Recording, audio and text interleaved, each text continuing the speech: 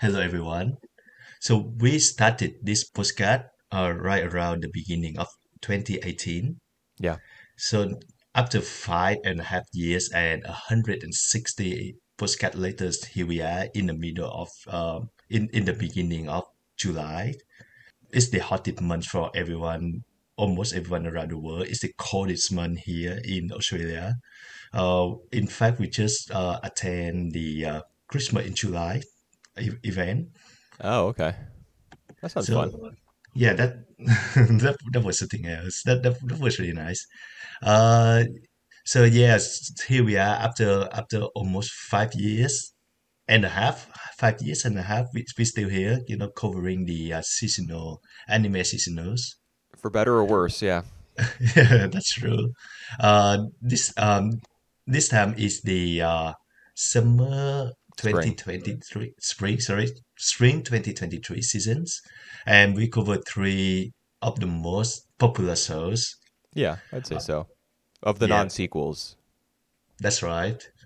And those are Skip and Loafer from episode 2 to 12, Tengoku Daimakyou from episode 2 to 13, and Oshinoko 1 to 11. Yeah, we didn't Oshinoko's premiere was way too big, so we didn't talk about it when we did our first impressions of this season like 3 months Mhm. ago. Um but our plans to watch Mix fell through because I was kind of iffy on the first few episodes. And so we pivoted to Oshinoko instead, thinking that Yeah. hey, we can that's something everyone would like to hear about, right? I guess. Well, I was curious to see how Oshinoko, gonna go from its 90-minute premiere. Yeah, after So, watching that 90-minute premiere, I wasn't curious about it. I was just like, oh, that's it's this kind of show. yep, yep, yep. Um, but I will say for Oshinoko, it ended up being very watchable. I Um, agree. I agree on that. it's just like it's just junk, and you can just put it on, and man, the rain is really coming down here. It's starting to like interfere with my thought process, so I'm gonna have to really concentrate in this episode, or else the rain's gonna have to let up soon. But I just found Oshinoko to be like junk food, basically. Well, It's an idol show. It's basically a harem show as well, mhm. um, and that's about it. Yeah. I mean, it's just silly. It's completely silly and kind of fun to watch. But All I right. I doubt I'll visit the second season. Yeah. Well. Now that we're talking about Oshinoko, you want to like get discuss further on Oshinoko, or you want to start with any other shows? I don't know. I think it would be fine to start with Oshinoko. It's the first one alphabetically. It was All the right. Let's most recent one to air its finale. It's the one at the top of my Microsoft Word document here with all my notes. All right. Let's start with Oshinoko then. Okay. How So about it? we have the show that is like I would say the combination between a few numbers of like popular genre in anime. So it's have isekai, it have idols. It's Isekai. like yeah, well, this guy is reincarnated Yeah, into but they don't other. go to like a fantasy world or anything.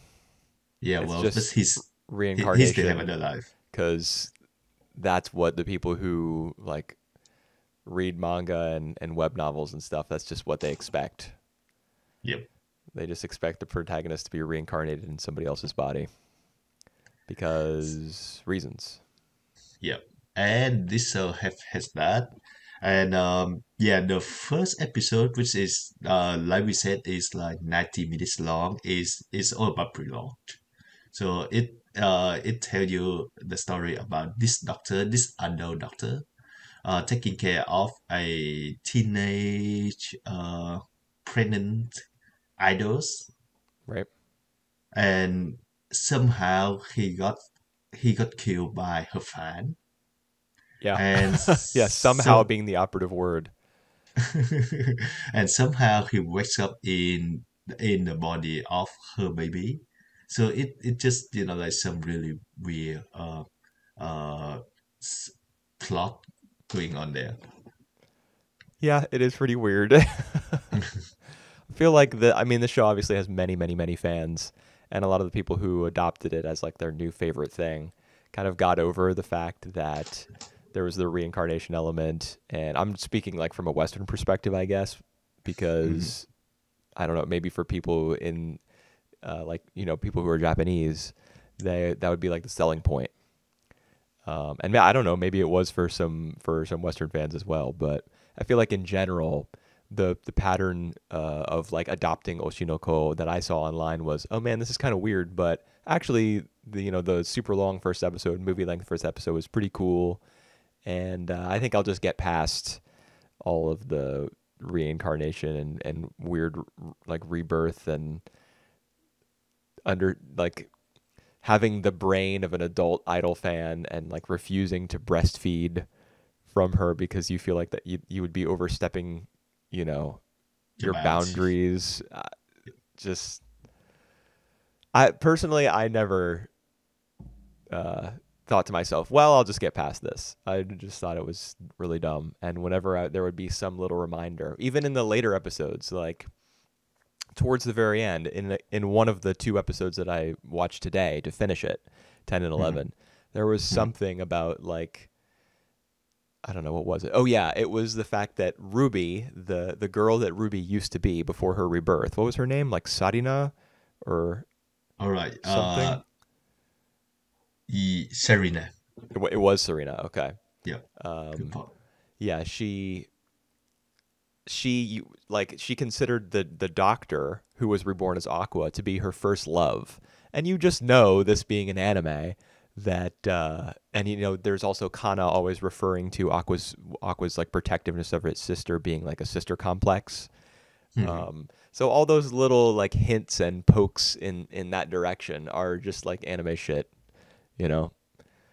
Yep. Oh, like there's a secret attraction that we're gonna allude to, but not really do anything with between the two characters who are um, related by blood and had a connection in their previous lives and were reborn, so that now they can't act on it. It's just weird, man. Why is this necessary? Taboo. Yeah, Yeah, well, I think when we get to Oshinoko, I think the most selling point of Oshinoko is that it offers like a really dark depiction. It's not really a dark depiction of being an idol or being in the entertainment industry. I think a lot of people have And come away from this show thinking that it is a really dark picture of that, but it isn't. yeah, well, I think it just walked the line between, like trying to tell a dark version of the entertainment industry and how like how the uh all the idols all the actor actress like suffer from it, or like the effect that they have. And it's not the positive effect, but like at the same time it just like a celebration of becoming an idol, and like going through that, and like still staying strong, which I doesn't really like show like You didn't buy that it, effective. Yeah, yeah, yeah, that effective to me. right?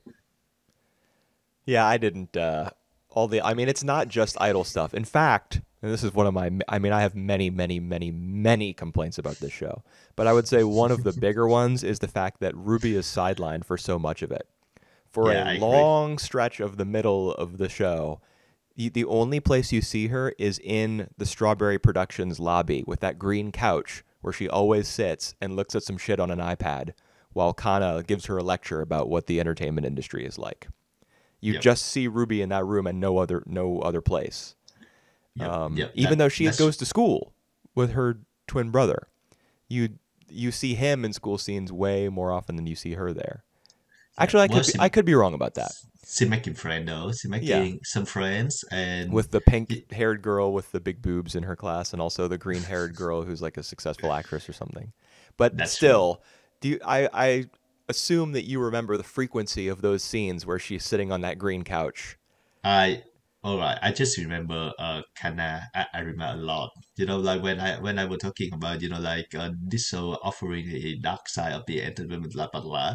I remember distincting a lot of scenes of her Kana, or we should say Arima, just telling that to our face about Through like her. Ruby, oftentimes. Oh yeah, to Ruby, to herself, Yes, to our thinking it to herself face. as well. Yeah, Yes, that the pain or the start of her, like being a used to be a genius child actress, and like not in demand anymore. right. So we hear that a lot, and she taking over Ruby in this in this first core She's taking. first series What do you mean by that? as a lead. Oh. Okay. Like she has more screen time. Yep. Not Even that she's like like manipulating her or no no something no like no no that. no Okay. not that. So even like in the end of episode 11, where we move on to like the stage the play, she still like she still have a role in there You mean the instead concert? of. Is it the concert? I don't think it's the concert. No, no, no, no, no. It's not the concert. The stage play that Oh Aqua yes, gonna yeah. join. The thing it's like 2.5D, and it's something about like Yeah, yeah, it's like a boys' love, but not really boys' love. Samurai sword play yeah. sort of And thing. Something like yeah. he's yeah, the main character is gonna be like this is cross three-way love, and he's in between the girl that he love and the boy that you know uh who support him, and so stuff like that, and it's kind of parallel of the real life. So Is that what was going like? it's that is what is going on. Yeah. So Kana is playing a man Yep.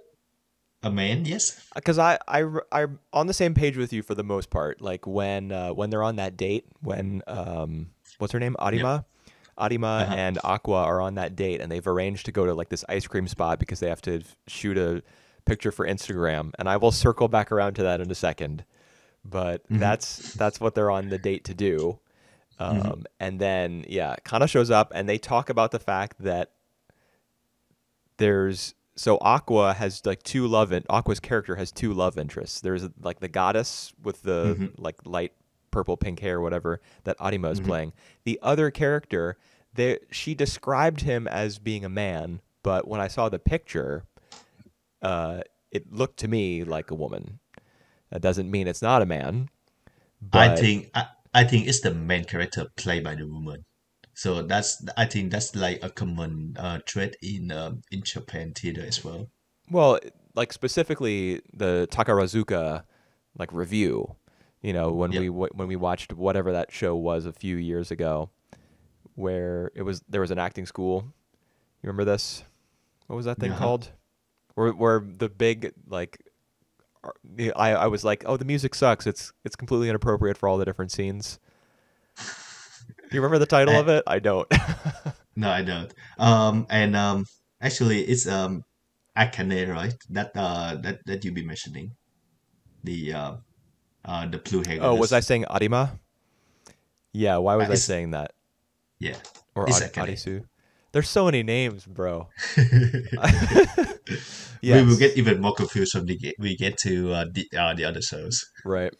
Well, yeah, I don't. I mean, whatever the gender or sex of this other character is doesn't really matter. The fact is, they're in a love triangle, and they're gonna be playing three characters who are in a love triangle. Yep, yep, And yep. it's just, bro. This show is so transparently like idol bait and rom com bait. Yep. And you got to figure like these two girls are not the only ones who are going to be trying to get close to Aqua, because you've got the scene at school where Ruby is talking to the green-haired famous actress in her class, and Yep. she's like, Yep. "Oh man, Aqua is so smoking hot." And when he invites Mem or Memucho, whatever her name is, Memcho. the streamer, to be an idol. She's like, "Oh yeah, that would be so great." And you got to figure that the author opting to keep her around in that way means that she is also going to become like a love interest at some point. It's just, I it's such I otaku shit, man. consider this. Like we have like a girl band now of Ruby, Kana, and Memcho, and we just recruited Memcho and learn more about her. We have Ruby as the main characters, but then the show just go for to focus on Kana. I think it's a really weird decision. I don't, I'm not complaining though, because Kana is probably my favorite characters out of the whole cast in this show. Dude, my favorite is the mom. The mom. Yeah, the head of Ichigo Pro Strawberry Oh, Productions, oh, right, the right, one yeah, yeah, who yeah, yeah. raised them and is functionally their mother. Miyako. Because That's her. I got stabbed in the first episode. Yeah, Yep. what did you just say her name? What is it? Miyako. Miyako. Yeah, she is my favorite character. I wish this show were about her being being the adult in the room and having to manage all these like young immature uh, personalities, Yeah, and yeah, having to yeah, navigate the world of like internet streaming and idol culture and stuff as an adult who doesn't quite understand it, but still like studies up on it and like offers advice to the kids. And also on the side, because if you remember in the first episode, she was introduced as a very unsympathetic character. And yep, the yep, only yep. reason she married her first husband was because she wanted to use him as a springboard to enter into relationships with like hot actors and stuff. Yep, yep, So yep. I would also love to see that. Like I want to see what her, because she's the coolest character. She's the hottest character. Uh, Oh, I mean that's inarguably true. Everybody else on this show is like a little brat. They're all little kids, man. yep, yep, yep. I think Is that would be it great. We could get like a is same Josei for series that has some of the appeal of like a rom com, uh like a teen rom com. Those elements are kind of playing in the background, and sometimes she'll get involved in them somehow because like her either the talents that she manages would get involved in a relationship, or her own children might. Um, but then at the same time, we could see like a little bit of her love life and her adult life just in general, because as anime watchers, we don't get enough of that at all. So mhm, every time mhm. she was on screen, I was like, this is what the show should have been. All right. That would have been an interesting show for sure. I mean, it would never get made, Yep. but But that's what I would like to see. yeah, I feel that for the first season that we watched 11 episodes in the length of 13 episodes, we go through the TV drama, we go through the uh, r- reality dating show, Yep. we go through the idols performance, Hmm. and we're about to enter the stage acting. So they've been covering a lot of stuff in within the industry, within the entertainment industry, don't you think? Yeah, and that's part of what's kind of interesting about the show is that it for somebody who's not familiar with how Japan's entertainment industry works. Obviously, I'm one of those people. Um, Mhm. they like the fact that there's so much overlap between different Cultures. media, All right. Yeah. Yeah. and Yeah. different man, I don't know what Yeah. word I'm looking for. You got TV, you got music, you got reality shows, you got stage. Movies. Yeah. Yeah. There's a lot of overlap because the way that a lot of it is funded, or the way that a lot of like productions are put together, has a lot to do with what people owe favors to other people. like the different people at different companies who have connections to one another and are Yep. Yep. like who owe favors to And other people and can call in favors. This is part of what that weird, creepy producer guy yep. explains to Aqua at the world's worst sushi-looking restaurant.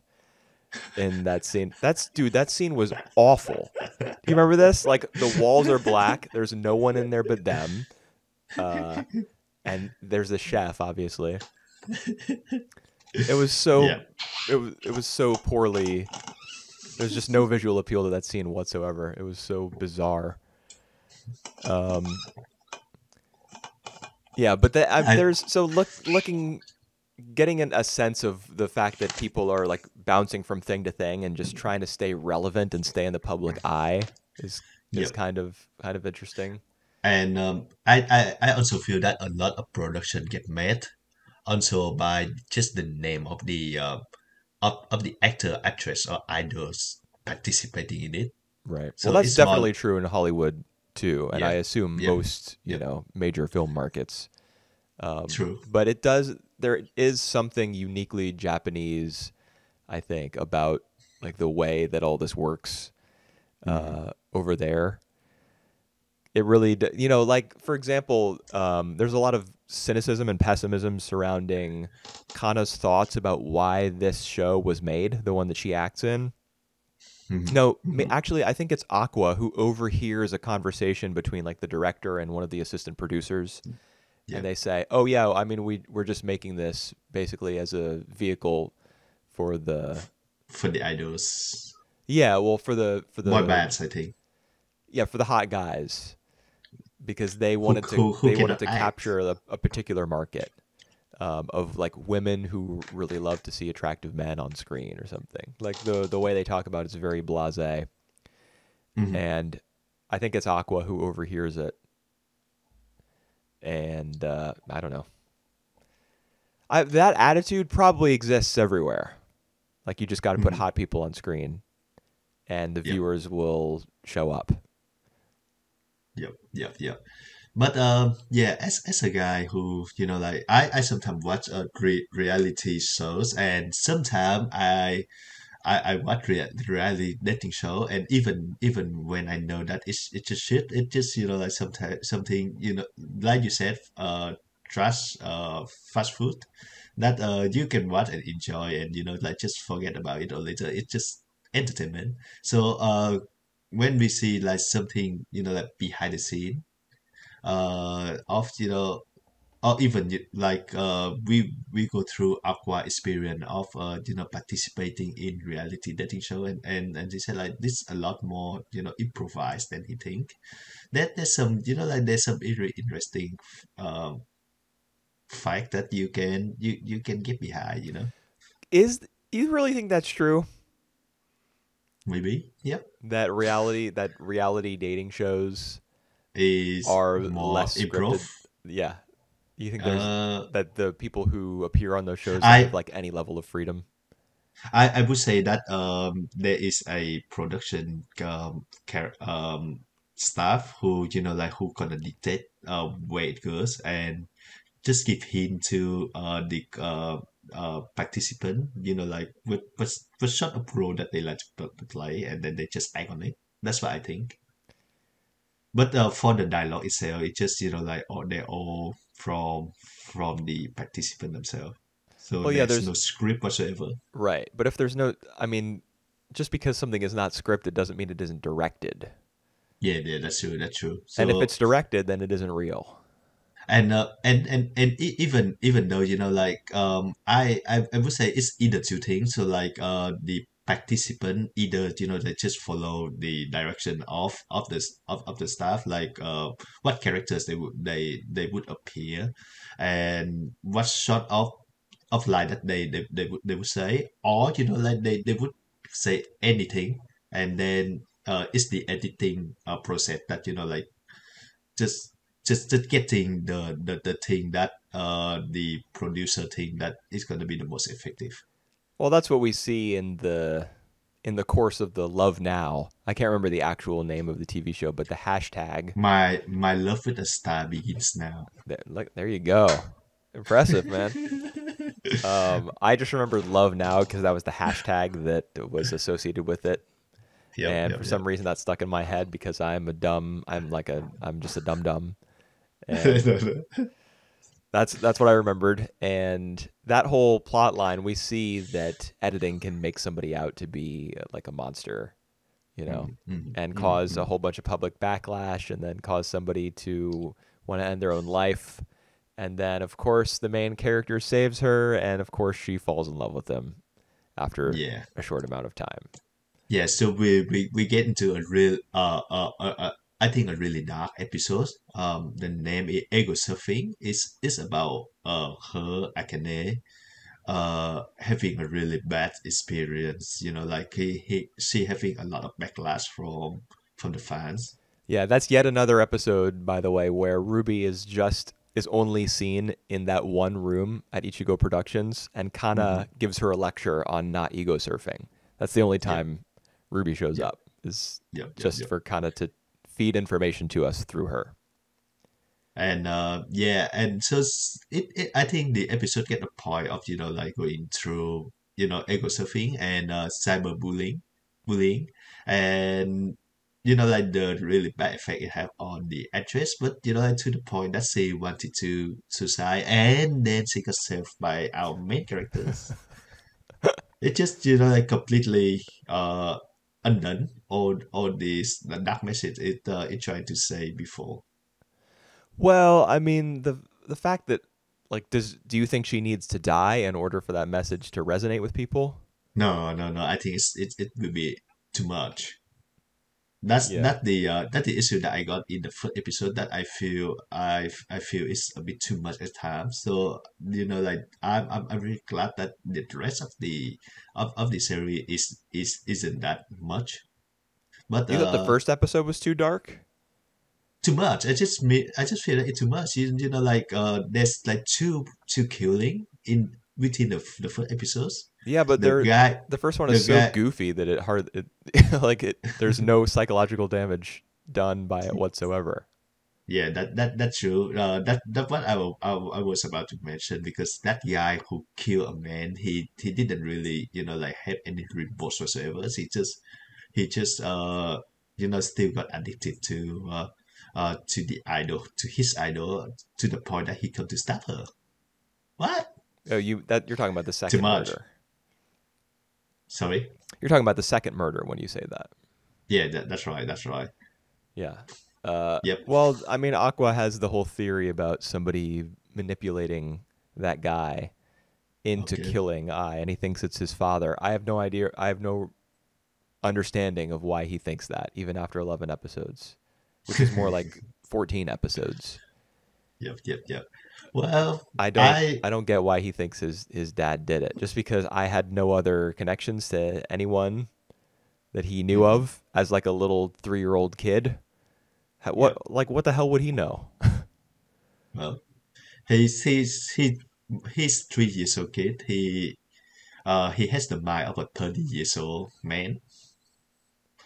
Yeah. So Do well, people are there so many of these stories where people are reincarnated and reborn and like Mushoku Tensei, for example, mhm. the where he's reborn in another world and he's like a little baby, but he has the mind of a of course he has no qualms about breastfeeding because that's the whole point of that show, I think, is just to, All you right. know. I watched the whole season of that. So You're kidding me. I Of get Mushoku Tensei? yeah because I was attending the Reddit things, so Oh, I had you to had watch to that. for the Yeah. I thought you stopped doing that. Yeah, but I participate on that year, which I have because Mushoku Tensei is everywhere in all the categories, so I have to watch it in my category. Oh, nice. So you got to see Oh, all it's so nice. the little baby with the mind of a 30-year-old man. No, no, no. When he get into the adult, it's become something else. So we can still see his pervert, and but it doesn't come as real because he's still as an adult. I think about something pervert as opposed to like a kid think about like enjoying breastfeeding his mom, which is not exactly his mom. It's just kind of weird to say that. To think about that, cross. Japan's a weird place, man. Yeah, well, we learned that a lot in Oshinoko. Among other series, Among other even series, in that's this true. group of three. Yeah, yeah, yeah, yeah, yeah, yep. That's true. Yeah, man, I Um, I don't know. I just wasn't a yeah, fan of this. Like I said, I mean, it wasn't hard for me to put on an episode. Some anime that I would say are better than this one. yeah. Um, it I it's harder for me to sit down and watch them for whatever reason. But this one, Oshinoko, I was like, oh well, got to watch 2 episodes of Oshinoko today to stay on track, and it Mm, wasn't hard.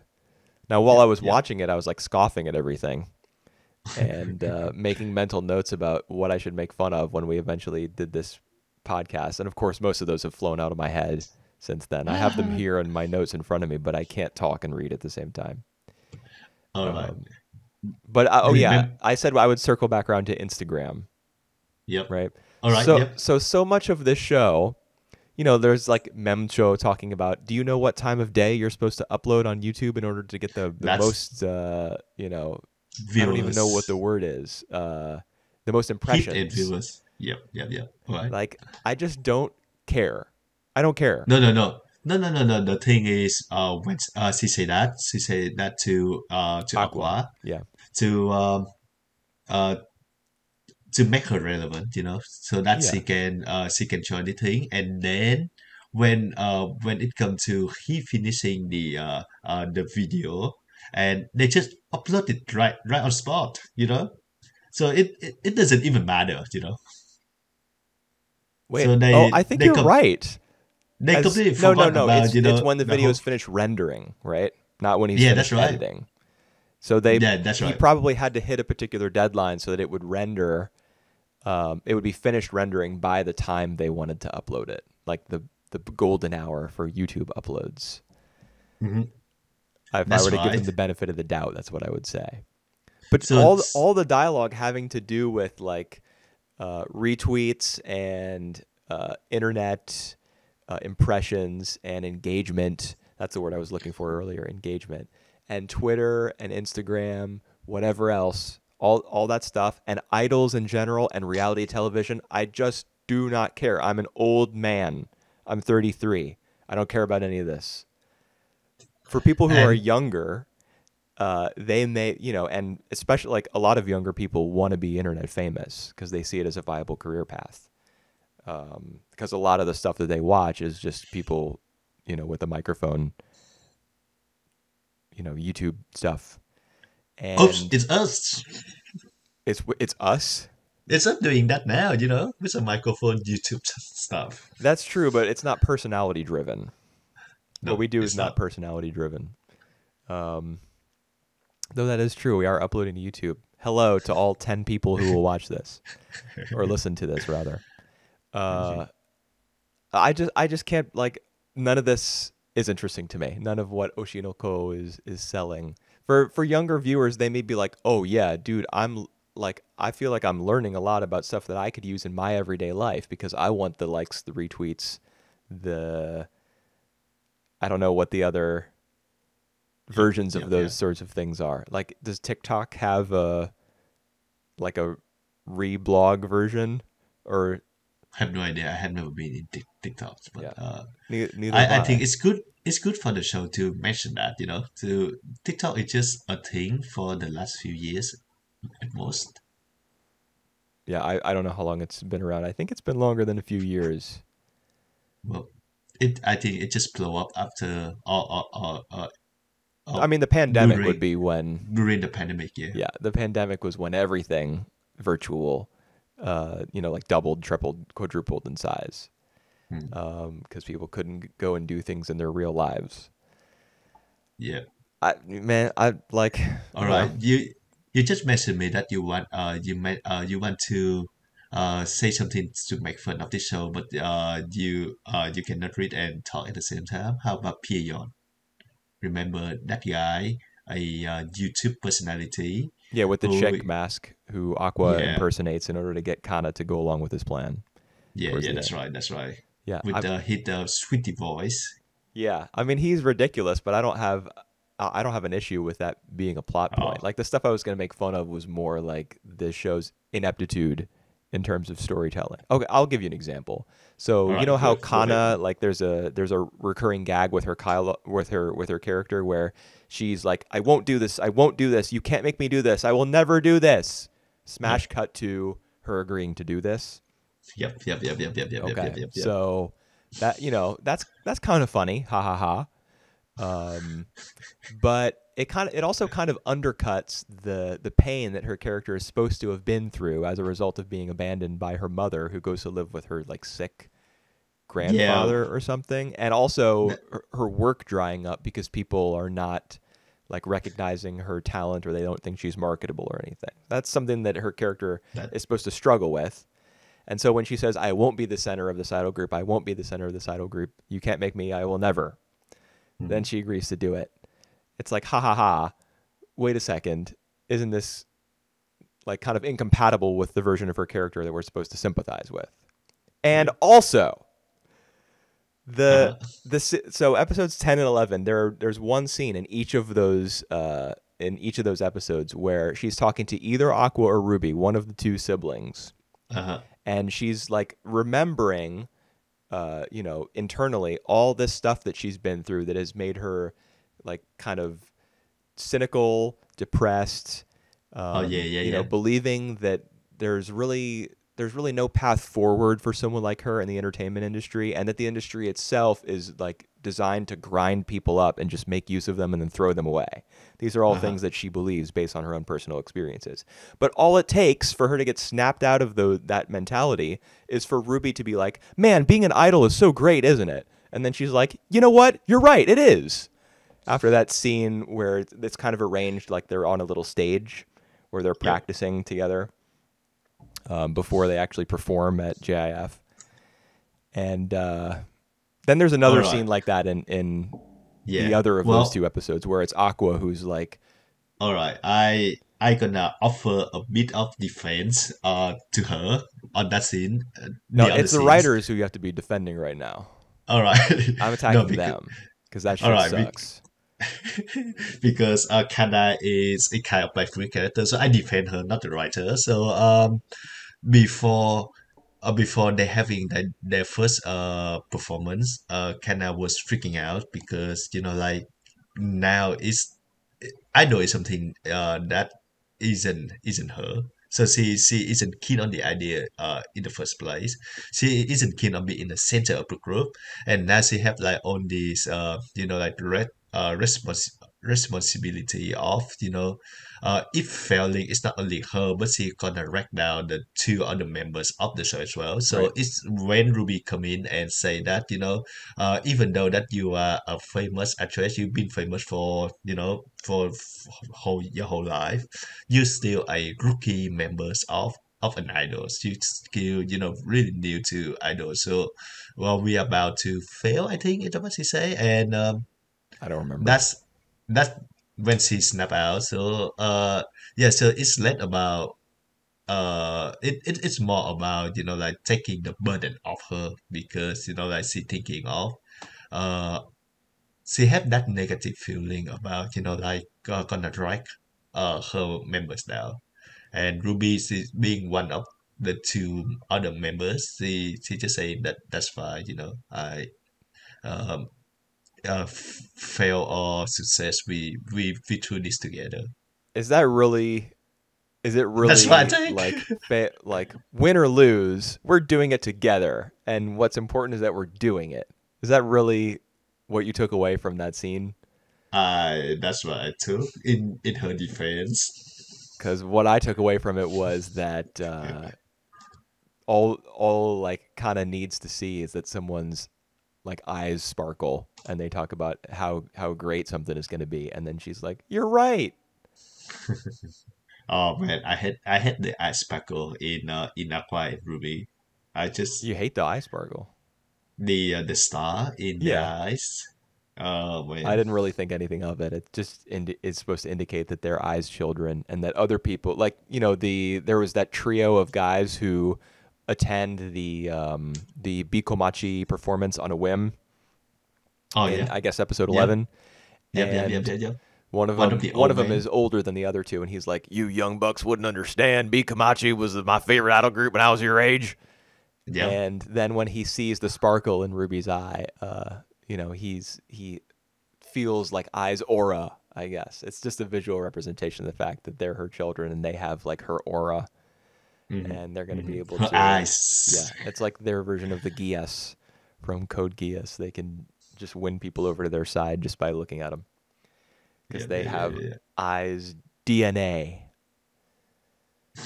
Uh, yeah, and I And can't exactly remember the context for the other kind of scene that I'm talking about where I think Aqua says something to her about like, you can do it. And she's like, you're right. well, I well. I just hate that kind of shit. Like if she has really been so damaged by the entertainment industry, then let her be damaged. I'm not asking you to be Hideaki Anno and to, like dive so deep into your characters that you like never escape. But Mhm. at least, treat their, sadness with some respect. Seriously. Yep. Yep. Yep. But All right. is this show's not about respect, This is about entertainment. It That purports to be about the entertainment industry, but really what it's about is entertaining the audience who's watching the show Oshi no Ko. it And I'm it not tried. entertained. Yeah, it tried to give us like a another side of the industry in entertainment industry, but yeah, I just feel that it's just not enough. So sometimes it hit the points, but sometimes it just like it still have the main characters save the day for all the other girls. So uh. I would say that I still enjoy watching the 11 episodes, but it's a clear, like least favorite out of the three show that we watched for me. You didn't like the scene where Kana was so happy about her first time being with Aqua, Oh, I get past that. first time playing catch. Oh, I get past that. But of course, that's not what the show is insinuating. Yeah, let's talk about another show where a famous child actors who somehow got damaged out of that as well and doesn't want anything to do with acting. Yeah, let's talk about how much better Skip and Loafer is than Oshinoko at Oshinoko's job. Yeah, let's go with Skip and Loafer. One of the feel good shows, the most enjoyable feel good show that we see in recent years. Yeah, it is a feel good show, but at the same time, every episode made me sad. Oh wow, right. Yeah, I was like tearing up at every single episode. Tell me more about that, man. Well, I don't know what to say. Like it was just so nice. Um, when I see people being nice to each other, it makes me, I don't know, it makes me kind of tear up, Yep, like yep, in yep. in happiness, but also sad. I don't know. Maybe that really says something terrible about me. Not No, that it's I'm like a not. really terrible person for that, but maybe it says like that's like what I'm seeing on screen is something that I don't have, and it makes me sad for that reason. Maybe that's what it is. Going full Hideaki Anno on myself right now. But yeah, this show, I was tearing up at pretty much every episode, but I was also like so happy to be watching it because it is very sweet. Mitsumi It, is just so lovable.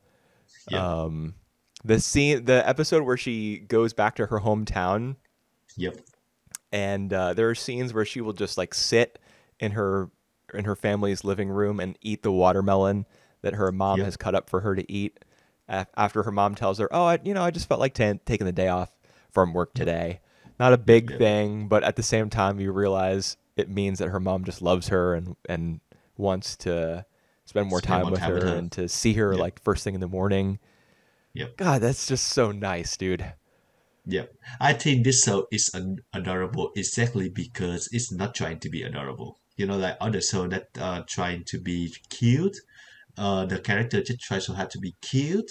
That we somehow just found that it's just like not that interesting at all. This show though, it um we have like real personality, real characters behind that.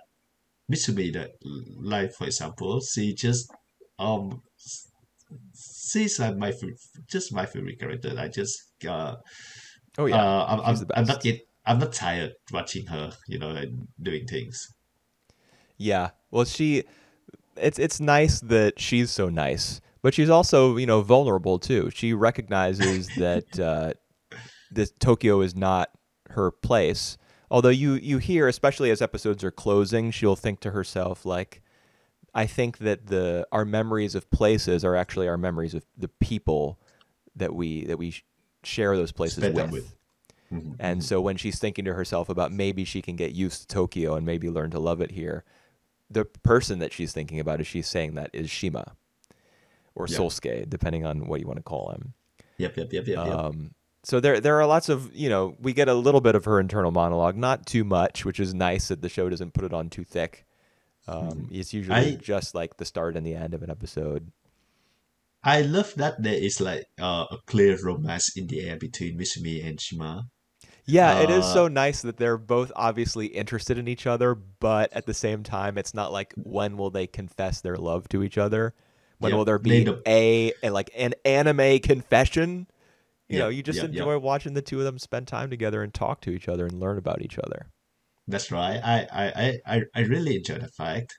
And all other characters as well, they are just, they have so much personality in them. Like for example, Takamine, Takamine, the vice president of the student council, Right. the stuck up girls who like have to do everything like on uh as it is in the book. Like she planned She makes everything that ahead schedule of for her. herself. Yep. Yep. And Mitsumi was really taken by that. She's like she's my idols, like all this sort of stuff. And then even Takamine just learned to losing herself a bit and really enjoy the process. Yep. That's great. Yeah, Oh man, it is. It's nice. I And I Takamine just even has like her relationship with the actual student body president who beats her in an yep, election just because he's like cool and good looking, yep. and pretty well liked among the student body. Of course, she's pissed about that, and he says a whole bunch of stuff that makes little rage marks appear on her head all throughout Hmm, hmm. the episodes where we see the two of them together. Yep, yep, But then yep, they yep, have yep. that little sit down moment at the very end towards after everyone has gone home from the culture festival. Uh-huh. And it's just the students left and they're all, like giving their speeches, saying their congratulations and stuff. He sits down next to her and just tells her like a little bit about himself. He just, seeing that she was upset, just made Hmm, him feel like, sharing a little bit about himself, just, because he hmm. wanted to comfort her or distract her or whatever, just do something small for her. He gives her the flowers just very casually, like, "Oh, I don't need them. You have them." Hmm. And he still has that his trademark arrogance as he says Yep. that, but he still took the time to sit with her and talk with her for a little while. Yep. Um, that's great, man. I mean, there could be a whole show about the two of them. That is true. Any little But pairing between any two side characters in here could be spun off to make an entire yeah, series. but the thing is, Mitsumi and Shima are the best. So Yeah, let the camera focus on them. that's true. They are the best. Uh, I when I have like favorite moments throughout the entire shows, but I think my most favorite is the one that comes to my top on top of my head at the moment is the scene at I think the last episodes where Mitsumi kind of going in between Sosuke and his friend who is an idol, Ririka. and Yeah. Ririka, all right, and she doing the intimating poster, Right. She's being the To, anteater or something.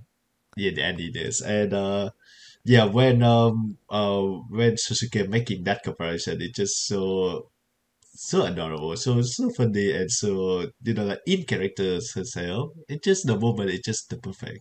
Man, I in lots of words just to say I need to stop adorable. Yeah. It's great. There are a lot of Mitsumi gets compared to and even represented as a lot of different animals Yep, on yep, yep, screen. I think the earlier episode you were referencing with Takamine. yep, yep, Um, yep, Towards the end of that episode, we see Mitsumi represented as a cat yep. on She have a little screen. dream. Yeah, well, she has a dream that Mitsumi is the cat, and then later on, at the Yep, very end of the episode, when we go back to school, she is actually represented literally as a cat. yep, yep, yep. Um, Oh man. it just something I about that is so fun. Yeah. Um, if you haven't mentioned me before that you read the manga and enjoy the manga, I would have thought that like all the credit would go to the staff and to make it to make the anime to life. But I get it had to be from this really strong source material as well, right? Yeah. Oh, yeah. So let me see in my notes. I can scroll down here. I marked the episode where it diverged from what I had seen. Okay, so the first 9 episodes is the Yep. first, I would guess, like 17 or 18 chapters. So it's roughly 2 chapters to an Did episode, and that's how did far I you got. read the whole thing? All No. right, right, yep. So episodes 10, 11, and 12, I hadn't read the manga equivalent Mm-hmm. of that material. And I was kind of like, I really, really like the manga. So I was kind of nervous about, I mean, I didn't have a choice because I was marathoning stuff just to get ready for the podcast. Mm-hmm. But I was kind of nervous, like, oh man, am I going to, now that this isn't based on like a work that I really enjoy, am I going to like it as much? And yeah, I did. I mean, it just Oh, translates the manga really well. And I have to imagine that it did in those 3 episodes too. yep. All right. I just one quick question. Did you watch it into the subplays version? Yeah. Did it stop at the middle of every episode? Because I experienced that with this show only. What do you mean, did it stop? Did what stop? The video it just stopped midway, and I have to restart it. It's just come crashing for some reason. No, I think that's probably, what, do you use MKV? Hmm. Yeah. Well, no. I'm using other application. I cannot Oh, remember on VLC. top of it. PLC, The one PLC. with the traffic cone. That's what I meant to say Yep. the first time. MKV is the file format that these episodes come in. VLC is the program that actually plays them. Yeah. VLC is I kind of like buggy. yeah. Sometimes it Well, just crashes. I don't have any other. I don't have any issue with other shows, Hmm. especially on some place. But this show in particular, it just got crushed like in every episode. In just right after the pack one end. Okay, my guess would be that whatever typesetting method was used to put English text on the screen on the eye Right. catch, like Yep. between the first and second parts of the episode, because every episode title for the show is like two verbs, right? Hmm. Like All right. dozing and skipping. All the episode titles are along those lines. Hold on. Is that happen like in the in the mid section as well? The title because I have never seen the title Yeah, it's the eye of catch, this. the little thing that plays between the first part and the second part, like what All right. transitions Yep. you into or out of a commercial break. Yep. So that's the one that I think where it crashed. So That's weird. probably probably you got the good idea there. Well, I use MPV. I don't use VLC because VLC is buggy as hell. Yep. I can see that. All right. But yeah, there are little eye catches, and they always have the title of the episode, and they're Hmm. similar to the titles of the manga chapters, though they don't quite match up. But Right. yeah, it gets the appeal of the manga across very well. Now, the animation of this show is not particularly strong. A lot of walk cycles are just, step, step, and then they loop it and make the character look smaller as they go down a hallway or away from the point of view of the camera. and it doesn't look great. Mm. Um, But we can live so with that. yeah, I mean, I can totally live with it because the show is good, and I mean, like just watching this is just proof to me that it's story and characters over everything. Yep. Yep. Now, sometimes I will watch a show that I used to love and used to think was my favorite anime ever, and the visuals Yep. are so poor, despite the really great story and characters, that I will get like Cross mad about it. Yep. Yeah. But hopefully that does not happen with Skip and Loafer in like 15 years time or 5 years time, whatever. I don't think it will though, because this really is a nice anime. Yeah. Um, And it's just so nice. Like the scene, for example, where they go to Starbucks in episode 3, uh, and uh, Mitsumi invites her friend with the glasses and the dark hair. What is her name? I wrote her name down as Kurume, but that might be Kurume. her last name. Mako-chan is what they end up calling her, right? Yep. Mako-chan. Yeah. Yep. So where Mako-chan goes to Starbucks with Mitsumi and Shima, and she ends up, getting together, getting in their selfie. Like she's in the frame, even though she's so nervous and like resentful Uh-huh. of Shima, being like the popular guy and kind of ruining whatever friendship she hoped to strike up with Mitsumi. When she later, after she's realized that it was kind of fun to hang out with both of them together, and she's, I think, at a train station waiting for a train to come maybe, and she gets a text message of that picture of the selfie that she was in. There's a Mhm. little cut where from behind you see her raise up onto her tiptoes Yep. in like Yep. happiness Yep. that she's got in this picture, and it's just so nice. Adorable. It's just so Yep. nice. It makes me tear up a little bit just to talk about it, Yep. Yep. because I mean, And I work with kids. They're not this age, but just to think that kids would have friends like this in high school, and that it would be a pretty positive experience for everybody involved, and that people would their impressions of someone based on their appearance or what social group they may belong to. For example, Mako-chan feeling like Murashige, whatever her first name is, would be a bitch based on the fact that she's so pretty. mhm. But instead they end up being best friends. And she Yep. even I sticks up for Murashige in the last episode when her friends come to the culture festival. And they yeah. also think that this girl's probably a bitch just because she's so hot. Uh, it's just so nice. Yeah. Well, I love the fact that like Mitsumi friends, the three other girls are like a really different type, and the type that you normally would don't think them hang out to each others, but like they start to understand each others, and they like they enjoy the company of each others, and yeah, like you would see that Mako-chan and Murashige, like in later episode they hang out all the times. Yeah. We do. I feel like we don't get enough of them. I I would like to agree. see more of them. Maybe if this show. I And mean, personally, I would love a season 2, but I actually don't care too much whether it gets one or not because the manga out exists. out of the three, so this one is the one that I'm happy the most to like to just end it here, even though like It does get a Mitsumi, nice ending. Yeah. yeah, yeah, even though Mitsumi and Shima doesn't have like they haven't realized they love each other yet. Yeah, but you also get that scene where everybody's going to the family restaurant Uh-huh. after everyone from their class is going to the restaurant after Oh, yeah, yeah, yeah, the yeah, yeah. conclusion of the culture festival, and he like stop Shima he steady holds up high. and he talks to her and he's like, "Can I help you clean up?" She says, "No, that's okay." "Well, maybe tomorrow I can help you clean up." And Mhm. she's like, "Yeah, I'll figure out where you're most needed. That would be great, thanks." And then a Mhm. third time he stops her and looks at her and then says, "Oh, never mind. See you Yep. tomorrow." Yep. You can, if the show never gets a second season, you can easily imagine that what he wanted to say was I love you. yeah, something along those lines. Not those words exactly, but he wanted to say something like that. Yep. Um, Yep.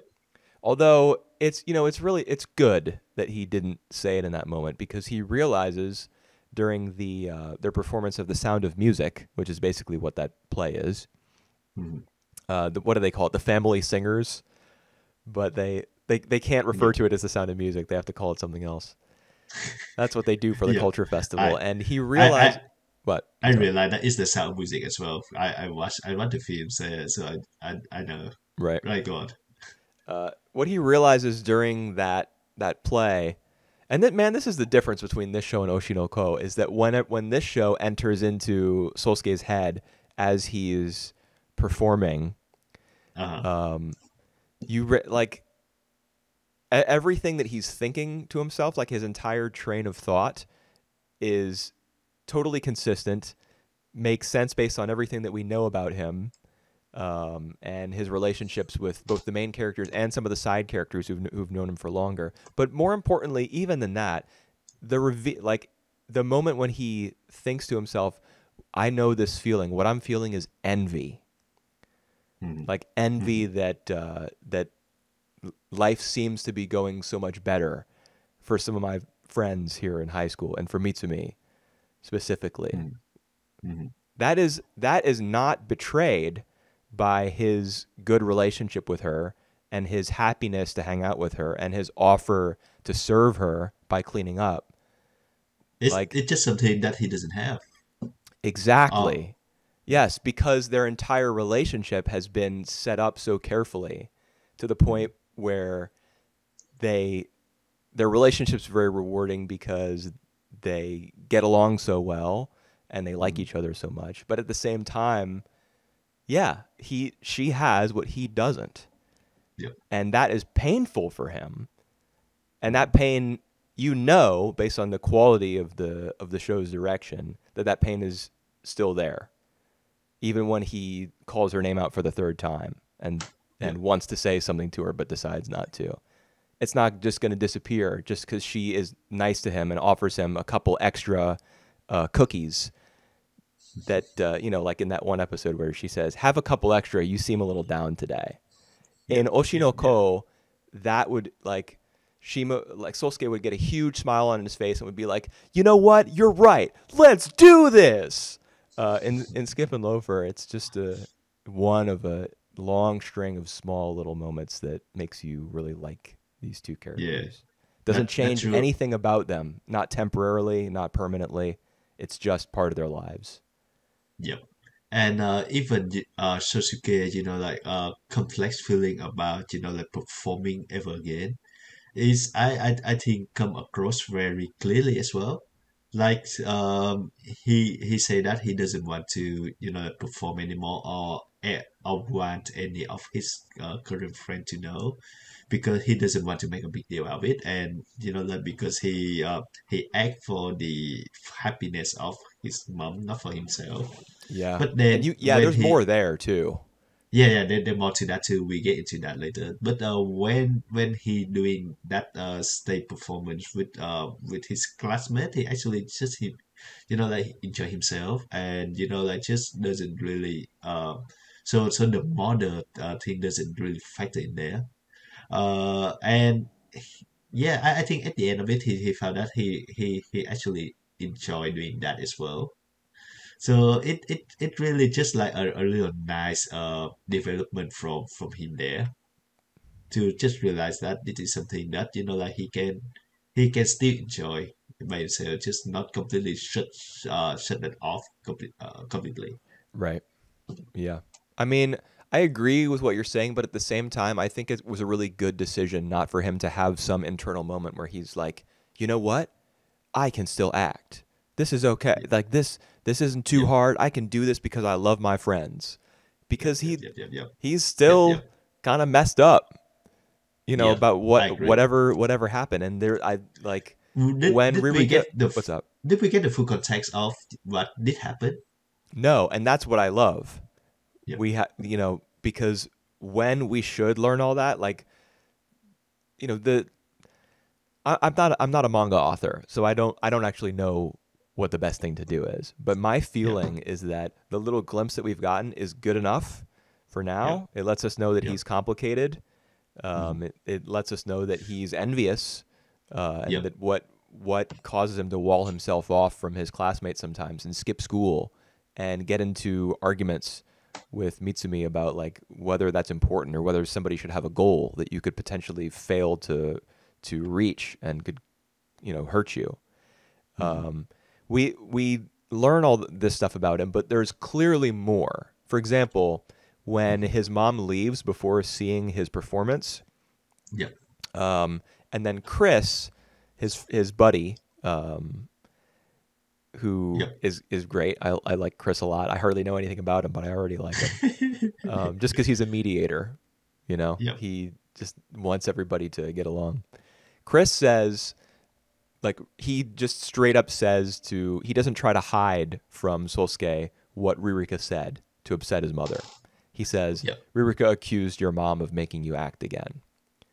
And then Yep. he says, very crucially, I think, I can honestly sort of understand what she means. Yep. When he says Yep. that, you as the viewer realize, oh, like his relationship with his mom is way more complicated than I understand.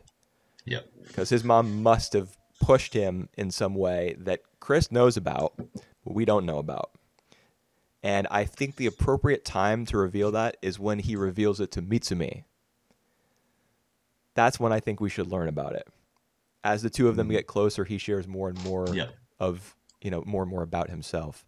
And when Yep. he feels comfortable enough with Mitsumi, dedicated enough to her, to share that with her, I think that's when we should learn it. Yep. Um, Well, so I agree with that. I have so much admiration for the way this story is told. I agree because like if you have that kind of backstory, it need to be told like appropriately. I just remember the example of Ishigami. Remember his backstory in Which Ishigami are Kaguya-sama. we? Oh, okay, yeah, Kaguya-sama. Remember, like we in season 2 when we know about um yeah, we learn a bit about Ishigami backstory, like something that make him become like not trusting other people, yeah, and and he then like we withdraws from school, eventually. and he's a hikikomori. That's right. It actually very intriguing, and then we get into the episode that actually tell the backstory, and we said, nah. Yeah, Remember that? I do remember that. I remember really not being pleased with the Yeah, presentation there. and oddly enough, it's the same writer who wrote Oshinoko. So Yeah, and now that I'm thinking about it, the way that Ishigami was coaxed to come back to school and come out of his room was a character showing up and being like, yeah, yeah, yeah, yeah, essentially yeah, yeah, yeah, yeah, serving yeah, as Aqua or Ruby and being like, you you gotta come back. You just gotta break through that wall and yeah, show yeah, people you can do it. And Ishigami's like, yep, you're right. yeah. And what's the male lead? What's his name in Kaguya-sama? Uh, Shirogane. Shirogane, yes. He's referred to so often as president that sometimes I forget his name. It's Yeah, Shirogane who goes to his house and shows him the light, basically. And it's so blatant. And I mean, I yeah, like Kaguya-sama. I think it's yeah, fun. I think it's funny. I think even the romance is pretty good. But Aka Akasaka, the guy who has written both of those series now, just really likes to, make things very clear yeah, for his audience. yep, yep, yep. Uh, I think it's a bit too harsh for the show to end it with like the mom walking away, not watching Shima's acting. I would have thought that Misumi would come to to tell her to stay behind, but I think the show have like a longer plan to address the issues. Yeah. So I'm good for that for now. Yeah. There still needs to be tension there and with Yep. Ririka as well. You know what? I'll say one thing because I really like this show a lot. So I'll say one thing that I don't like about it, just to be fair. All right. Um, Well. I don't like the way that Ririka, her voice actress, portrayed her in the scene where she's crying in the car. Oh, is all right. Yeah, yeah, yeah. Because I it's it you her performance makes it so obvious that the issue for her is that she likes Solsuke. okay? Yep. Like it's not just that she was so badly I hurt by him. It's not just that he's tied up in whatever scandal she was a part of. It's not just that she wants to be like possessive of him or anything. I think her crush is made a little too obvious by like the almost the cutesy hiccupy way that she cries in that scene. I did not like that at all. All right. You know who Ririka remind me of? Other characters from other shows. Are you gonna say Nana? No, no, no, no, no. Okay. Who? The sister from Match Comes Like a Lion. I don't remember her Which name. sister? The one who had. Oh no, no, no, no, not the three sister. The one Oh, the you're step thinking of the sister. bully. The bullies. Yep. The one who like I think oh my god, the name escaped me now. The main character described her that's a broken glass. Like you can never feel water to it because it's keep leaking out. I think we're talking about different people. So, are you talking about the middle Kawamoto sister? No, it's not. It's not. No, no, no, no, no, no, no, no, no, no. So it's not the twin sister. The step sister Oh, Ray's of Ray. stepsister, Kyoko, Yep, right? Kyoko. That's her. Yeah. No. Okay. Yeah. I can see that. I can see the resemblance between the two of them. I also would see the resemblance between her and the bully from the second season of Sangatsu, where there's that whole arc about Yep. All right. the Yep. friend who gets bullied out of school, and she has to go to like a farm. Yeah. Remember Well, that the because letters that she writes about her yep. time on a farm, like doing animal therapy and stuff. Man, that's really Yep. sad. That man, that's like one of the saddest thing that I watch. Yeah. Uh, all right. Yeah. The connection that I make is that like she loved to torment Shima. In the same way that Ryuko Kyoko loved to torment Ray. Yeah, you're right. That is a pretty strong connection. Yeah. Well, but we haven't talked to our favorite characters out of the whole show, or second favorite characters. Who's that? Second to Misumi. Now Chan. Oh, I mean, my favorites are Mitsumi and Solsuke. All right. But yeah, now Straight Chen up is there. fun. And Uh, the little I mentor mentee relationship that she strikes up with Mika. Mika. Yes, Yeah, yeah. I wrote the characters' last names down All right, all in right. my notes because Fair enough. typically whenever I'm like writing notes, I will use whichever name the characters refer to each other as. But then the Yep, trouble comes when they get to know each other better and they start talking informally and using their given names. yep. But yeah, Mika, that's neat. Like the little encounter they have at the zoo and where things go from there. That's fun. How the naming goes in America? Do you usually refer by first name or last name? Uh, it depends. The same way that All it would right. in other countries, it depends on the setting and the level of I professionalism and whatever. Yeah, I think here like we are pretty much just prefer by first name. So sometimes like in a really like officials occurrence we do last name, but most of the time it's the first name. We are really informal here. Well, I would say America is by and large the same way, but personally, the school where I work, teachers refer to each other by their last names. Wow, right. So they'll Wow. say Mr. So and so or Mrs. So and so. The same way that Okay. their kids, that their students talk to them, that's how the teachers refer to one another. And we do that for Oh, consistency so that the kids hear us talking to each other that way. right. But I It's think that's very probably not formal. very common actually in America. I think most like in most teachers will refer to each other by their first names Yeah, at the yeah, average yeah, American school.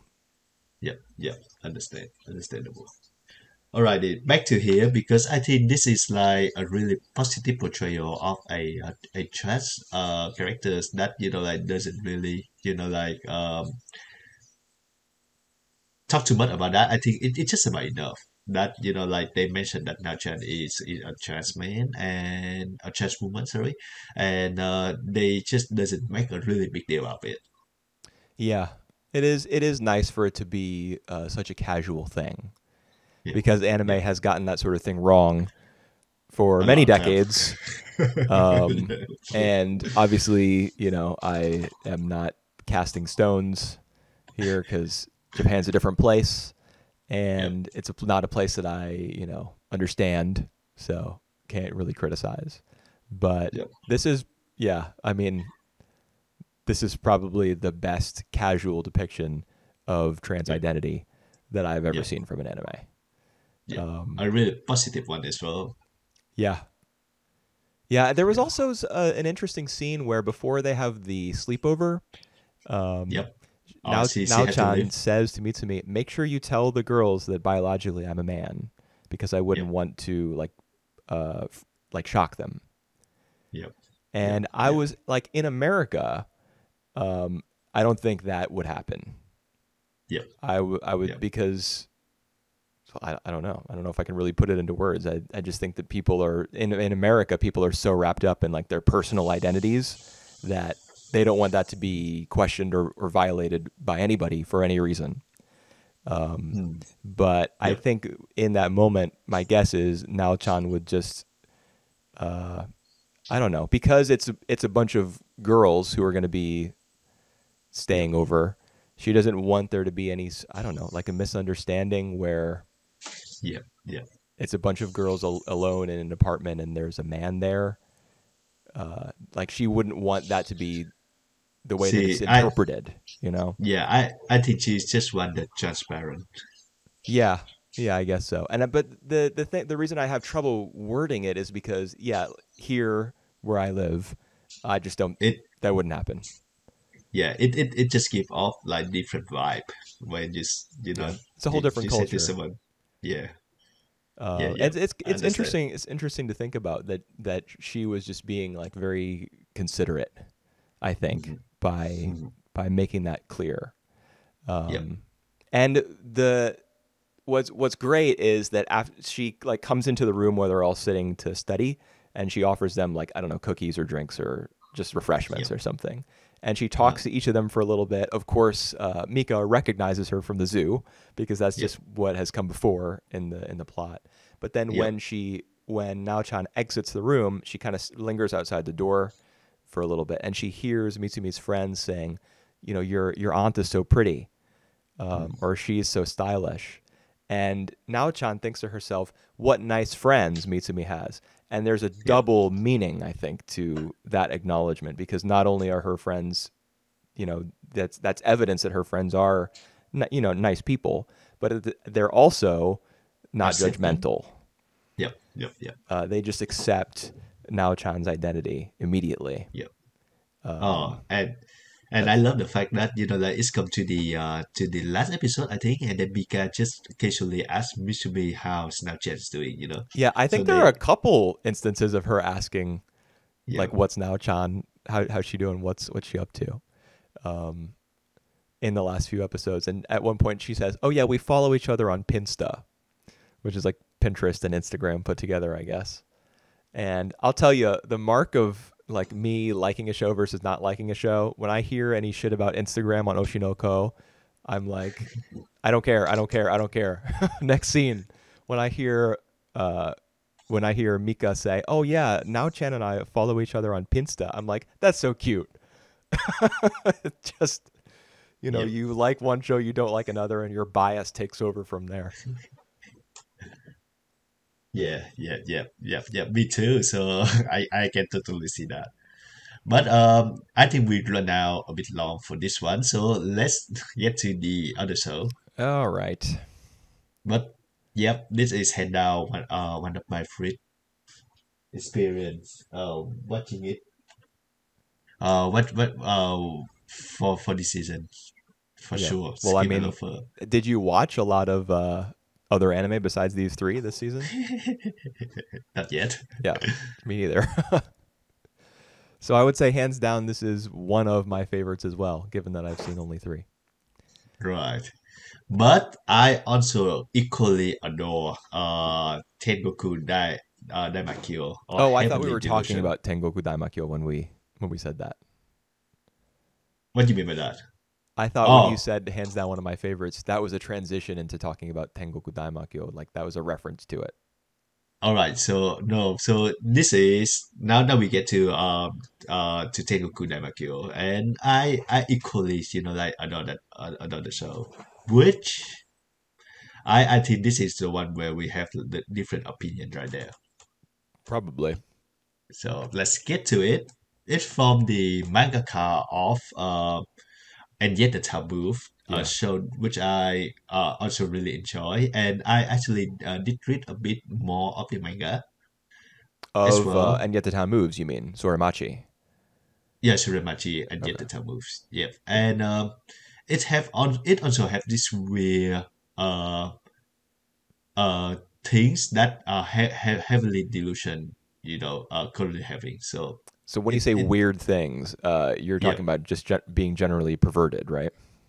No, no, no. It's not about perverted. It's about like some really weird thing going on. So with this show, Heavenly Delusion, I just say English name so for the sake of my uh for easiness. Um, we have twists coming. Like almost in every episode, the cliffhangers and like all the twists and turns are actually pretty good, pretty neat to me.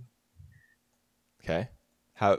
Well, And you were talking about a way that it's similar to Sorimachi, right? oh, yep. And yet the time move from the anime that we watch, the portion that we watch is more about like style of life. But I did read like a few chapter afterwards, and it's about like the strange thing happened into the pool of the school that they attend, the characters attend, and it turned out that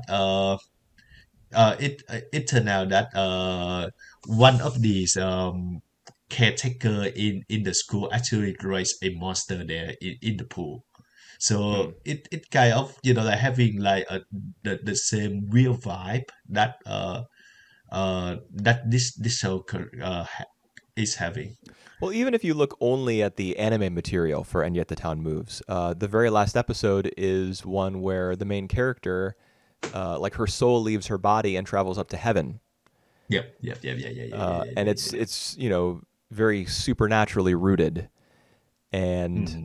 that itself is kind of not that obviously a monster being raised in a high school pool is closer to what Tengoku maybe I should just say Heavenly Delusion too. Tengoku Yeah. Daimakyo is going Yep, for.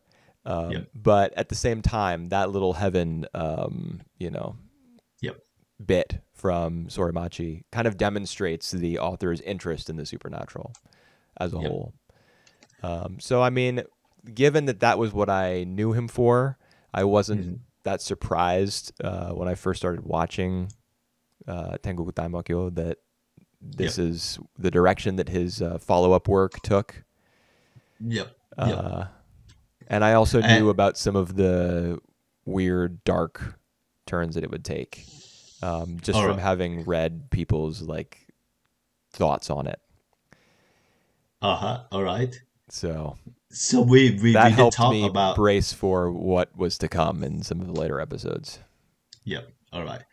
Because we did watch the first episode and we already see like some really good thing there is, like a really nice setting, refreshing setting. Yeah, It's like the post-apocalyptic world where like, it's split between the two people, like going on the journeys, so we can see the outside world.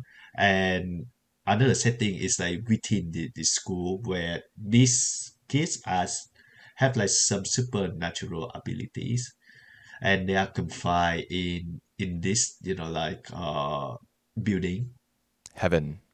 heaven. Yep. And one the other group have to go to that heaven to look for another person who look like the guy. So I think the premise itself is just so weird and so uh refreshing at the same time. Yeah, I can't use the word refreshing to talk about this show, given how it Because developed. all right, So all I right. will So say, here's we one thing I will say. You remember when we were talking about Made in Abyss season 2, and I said I would have loved it if they had kept the two, like our main characters and the people who are journeying to the abyss, who like Yep. cross the sea in order to get there. Yep. I said I had wished that they kept those two casts of characters separate for a longer period of time, so that the reveal that they were from two different time periods, it wasn't happening. It was like those two stories were happening asynchronously. Yep. That reveal could have been a lot bigger. They could have postponed it for longer, and I think that would have, heightened the Increase the impact impact. of that eventual reveal. That's exactly Yep. what this show does. Not All until right. the very last shot of episode 13 do you really understand, oh, so everything that we were seeing in the orphanage in heaven happened in the past. Yep. In fact, Well, I don't think I would have made that connection before I that point if I hadn't like stumbled upon it on the internet. all right. I didn't make that connection, but you make a really good point because I was about to ask you that when the kids go into uh get stranded, I think, into the a boat, and you can see like the big city there. I was about to ask you what exactly that means. So is that They're in yeah. the past. Oh wow, I didn't really make that connection at Maru, all. Maru and Kiruko are in the quote unquote present, and Hmm. all of Hmm. the uh, all of the kids. I'm just gonna call it the orphanage. I don't. It's Yep. not technically an orphanage since these children are being genetically engineered, but Yep. uh, all the kids at the orphanage are living in the past. And in fact, there are That makes a links lot of between sense. many of the characters that we see in the orphanage and characters who we see in the present day, Oh indicating shit. that they may be versions of them, clones of them, their children, their descendants, something along those lines. Ah, my mind blow. I didn't really make that connection at all. Yeah. Jeez. You can go online and read all about it. There's people No, doing no, like no. I crazy don't want detective work. because the manga is still up to the point, right? I So don't know I how much farther the manga is than the anime. It's yeah, ongoing. It's farther oh, than the anime is, but I don't know how much farther. yeah. Damn. All right. Yeah. Is that a good thing for you? Well, I didn't really connect with the show at all. So is Right. it a good thing? I guess. I mean, All right. I I'm not that I the concept is yep. great, but really I'm Mhm. on the whole I'm not that impressed All because right. I don't really like I it that much. all right. I think we can start with the elephant in the room, the red flag first, because like in the first episode we also see that there are some really weird um perverted shot, as we say, Yeah. as Like Kiruko sitting on the toilet and and Kiruko kissing herself in the mirror yeah, while naked. that.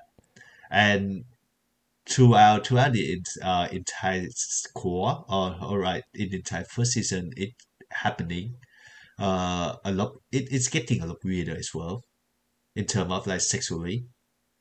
Yeah, like there's the scene where Kiruko comes back to the apartment where they're staying, one of the many apartments that they hide out in, and Hmm. she can't find Maru, and she's like having a panic attack over it, and then he shows up. She's like, "Where were you?" And then she realizes he was jerking off. Oh yeah. Like what? Yep. Yeah, that one and a lot of other scenes. I also remember like there's a middle section where they encounter a girl who hosts the hotel. Right, the queen of I just hotels. the queen of hotels. I just looking up to her name now if I can find her. I think her name is Totori. That's right. So she is an example of someone who people are speculating is a descendant or a clone or something of one of the kids from the orphanage. Haha, I think that haha. she is linked to the girl with the dark hair, one of the four kids to leave through the hole in All the right. wall after whatever. She's all right. She's not Mimihime. No, she doesn't look like Mimihime, right? She's the other one. Yeah, no, I'm not talking about Mimi Hime. I'm talking about the dark haired girl. Yeah. Cuckoo. Okay. No, not Cuckoo is the short, the younger girl All who right. who takes Tokyo to see the babies. Okay. in the part of the orphanage where the adults work. All right. The dark-haired All girl that I'm right. talking about is one of the four people to leave through the hole in the wall after Mm. whatever crashes into the Yep. ceiling in episode 12. There's a hole and four people leave. It's Yep. Mimihime, Shiro, the white-haired guy who likes Mimihime, and there's Yep. talk about him like wanting to. She asks him if he wants to like cut up her body or stab it with needles or something, All right. and her asking him that because she has like precognition is Yep. apparently supposed to be a reference to one of the side characters that we met over the course of this season, somebody who What's dies after being like stabbed with needles and stuff. So people think that he's do you remember the doctor Usagi or whatever his name was, Usami, Yep. Yep. Yep. who Yep. was keeping a woman alive and that's why he had Yep. built that whole building there? People think that Yep. he is Shiro and the woman It's Mimihime. is Mimihime. Yeah. Okay, my blow. So I need time to process that. Yeah. So Damn the it. reason All I right. keep saying people think this is because these are not connections that I would make myself. Grow. With Yep. Yep. Yep. there was a point in episode 4 where you see Cuckoo walk up the wall in order to get to like the air grate, and All right. Tokyo has to position herself on that little droid thing and stand Yep. on it, and it lifts her up so she can follow Cuckoo into the air vent and they can go see the babies. Yep. Yep. When Yep. you Yep. Yep. realize that Cuckoo had the ability to walk up walls, and then you Yep. think about the fact that the man-eater that was featured in that same episode, that was the fish with all the human arms and legs, who could also walk on the side of the boat. Oh man. So to So me, that's that her. I spotted right away. I was like, there's a clear parallel there, that these kids are linked somehow to the man-eaters. But at that point, I didn't understand just how many connections there were, or the fact that this was happening in two separate, time periods. All right. I just want to strengthen that one of the thing people say. So that Doctor Usami Right. uh and Shiro was voiced by the same person. Oh, is that right? Yep. I actually have the whole cast list and all their voice actors pulled up right now, so I can check that. Shunsuke Takeuchi voiced Shiro, and so let's see, where's Usumi or Usami or whatever? Yeah. Where is he? I don't even see So, him here on this long list of cast members. no, no, no. Just go back. Just go back to the main page, and they just sitting side by side, Usami and Shiro. So that's why I can make that connection right away. I'm not actually on any list right now. I have a screenshot, and I don't see them next to Oh, each other. But I'll take your all word right. for it. Yeah, it makes So, it makes sense that they, in order to hint at that, they would share voice actors. And I think if you look at the cast list, there's probably more instances of shared voice actors yeah. between some of the kids of the orphanage and some of the people who we met in the present day. Oh man. All right. So what I really wish is that the show had Is been less fucked up and more, like a little bit more direct about this. yeah. Obviously, it's Yeah. cool that it's so subtle about it and that it's, it provides all these little hints and things that you can catch on a rewatch or a reread. That's great. Yeah. But I would have liked to get rid of some of the more objectionable stuff that is, in my mind, objectionable at least, Mm. and make things a little bit less, like vague. Because, like, for example, the big thing, like whatever it is that busts through the ceiling of heaven in episode 12, Right.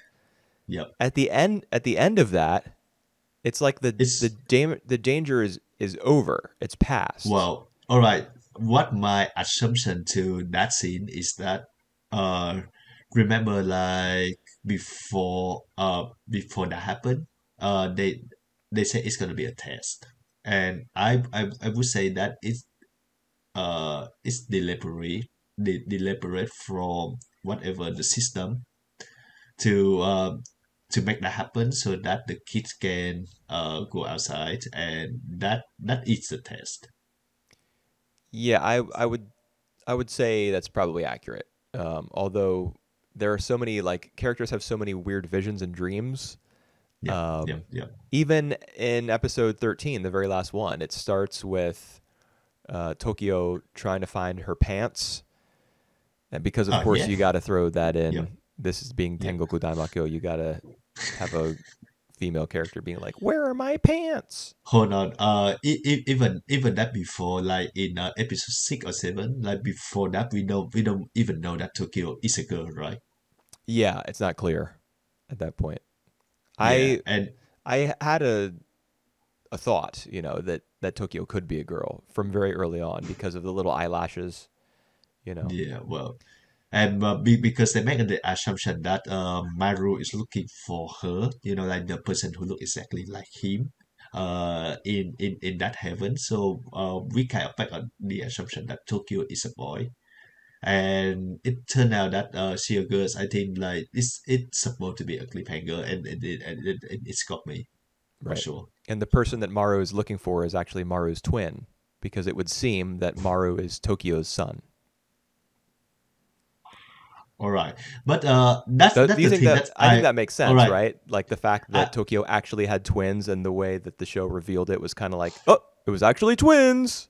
no, hold on, because at the point where Tokyo, like giving birth, Right. is it a speakly that she have twins? No. All right, because that what I thought was that that's what I gathered. It is really unclear. Is that she only have once, and then the alien things, whatever they raise in the lab, Right. Those little alien just babies that Cuckoo takes yeah, Tokyo to see. yes, just clone it into like another babies. That's what I So thought at one of, first too. but But and this is not based on what anyone on the internet has says. This is my interpretation based on my feelings about this show's presentation yeah, is that sometimes this show just gives you information in a very strange like borderline comical way and you're just supposed to accept it at face value. For yeah. For example, example, there's a board meeting between all the adults who work behind the scenes at the orphanage, and somewhere around episode 9 or something, where the yep, director of the orphanage says, "Oh, hey everyone, Tokyo is pregnant," and and everyone they goes, just go wild. "Eh?" And it's really goofy, but it turns out Tokyo is actually pregnant, and that's how we learned about it. Yep. For whatever reason, the show likes to distribute information that way. Mm-hmm. So us learning very abruptly that, oh, it was actually twins kind of makes sense for this show's MO. Sometimes it just does stuff like that. All right. So I don't all right. I So what is the significance of they cannot tell which of the baby is from Tokyo's. Remember? Yeah. Why does that matter? I'm not Yeah. sure. So Um, I do think that one of them is cloned from the alien, and whichever like they return to Tokyo is the fake one, or the alien ones, or not the real one. that does kind of make sense because there would need to be a reason why Yeah, only it one got of the mixed up. kids should be returned. But as a counterpoint, you could say that Tokyo did actually have twins, and one of them was experimented on, and that's the one that can't be returned. That that actually also true. Did So it Maru have could like some it sort could of be that they mark? were cloned. It could be that Tokyo actually had twins. Either way, the person that Maru is looking for is the other child Yep, yep, yep. because Maru's resemblance to Tokyo like cannot be a coincidence. Oh, of course, yes, yes. Yeah. So the fact that who this person we get Kiruko's backstory in episode 3 that takes up almost a full episode, Oh, and is I pretty. don't remember that. You All don't right, remember can getting you? Kiruko's backstory where she's like a kart racer? Oh, Kiriko. Sorry, I thought about Tokyo. All right, right. Yeah, go Oh on. yeah. Uh, so we get Kiruko's backstory in episode 3. Maru's backstory comes at the start of episode 5, and it's a lot less thorough. Mm-hmm, mm-hmm. But we do learn that he was like part of a gang, Yep, and yep. eventually he was taken in by a woman whose name was. Do you remember? Oh, nope. I'll find it here in my notes uh, somewhere. Where is it? Her name starts with an M, I believe. M. Yeah. Mimi? Hime? Mikura. Mikura. Mikura. She All was right. she was the person who hired Kiruko to take Maru to heaven, and she gave him the Right. message, the mission of injecting the person who shares his face with that needle, like with a particular kind of serum. Yep. And we still Yep. don't know Yep. what that's about. So obviously, there's way more story here. Yep. But if you remember, Mikura entrusted Maru to Kiruko, the body as a bodyguard, because she was dying of that skin disease. And also, there was a student Yep. at the orphanage who died of that very same skin disease, Tarao. Yep. Yep. Yep. Yep. Yep. So Tarao is probably Mikura's like Clone. clone, father, relative. I thought Who he's a boy, knows? right? Yeah, he was a boy. He is a boy, but I mean, given the fact that gender is kind of fluid in this show, you Yep. could maybe you can clone somebody and then Yep. Yep. I don't know, switch their sex chromosomes somehow. All right. Hmm. I don't know, man. It's just very lot of there's a lot to Yeah. process. I mean, part of me thinks that it's so awesome that the It's awesome, show man. is like that there's this much to discover, Yep. and that Yep. everybody can, like talk to each other and piece things together or do it at their own pace, whatever the case may be. But the other part of me is like, man, the presentation of the show and the general feel of it, the author's sense of humor, the rape in Yep. episode, is it 12? It's at the end of Yep. episode 12. Yeah, the end of Um, episode 12. it's all just It's a big it's not up my it's a big alley. detriment. Yeah. Yeah, I can see that. There's a lot of other twists as well. When we go along the way, like throughout the episodes, like just a mini twist. Like for example, you remember when the duo get into the fight between Usami groups and other group.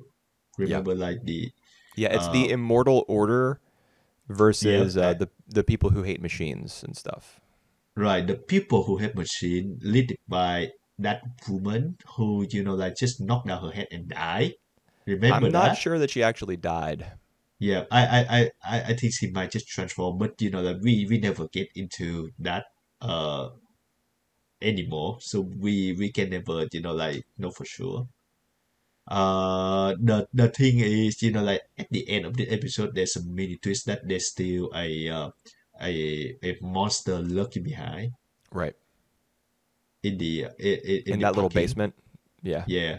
So yeah, so something like that, or even to the guy that we see later on who tells stories, and that he joined the other man, the other what they say, pigs, Yeah, the breeding pigs. the He was breeding number pigs. 11. He was a captive of like a woman-led society. Yep. And then when they come back, the whole woman society is gone because the kid was the monster. We didn't get into the kid yet, so maybe he was like one of these incarnation of these students. No, the We kid we is don't know the for sure. son. The kid is his son, and his mother was one of the man eaters. And Juichi had sex with his mother. She got pregnant, and she had the son. All right. And so Hmm. the reason that he had man eater powers was because his mother had man eater powers. Oh. We didn't get into the model yet. All right, all right. But we have that twist at the end where he killed one of his pupil because that person was the one who like who called them out. Right. And That yeah, episode and was so strange. I agree, right? It just, man, I just couldn't even get wrap my head around that. and then there are like other bigger mysteries that we just unfold. Yeah. That episode was storyboarded by Kai Ikarashi, who's the same guy who did Gridman 10 and Dynazenon, I think Oh 9 wow! and Cyberpunk Right. Edgerunner 6. He's Yep. that guy. All Um, right. and Is it the even same? Is it sorry? Was it the same episode that you said what the fuck? What the hell? I was watching episode 10, or is that yeah, like another episode? that is episode 10, yeah. Yep.